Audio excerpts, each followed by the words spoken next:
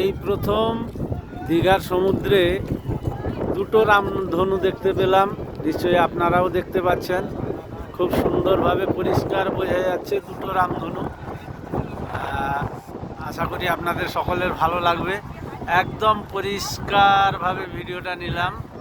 দেখুন, এইখান থেকে এইটা পূর্ব দিকের শেষ সীমানার দিকে শুরু হয়েছে, এই বেরিয়ে এলো এই জলে পরপর দুটো রামধনু পরিষ্কারভাবে কম বেশি বোঝা যাচ্ছে।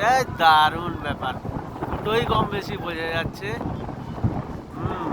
নিশ্চয়ই আপনারা দেখতে পাচ্ছেন। এই যে সেকেন্ডটাও রাউন্ড পড়েছে। হ্যাঁ, আশা করি আপনাদের সকলেরই ভালো লাগবে। Thank you everyone.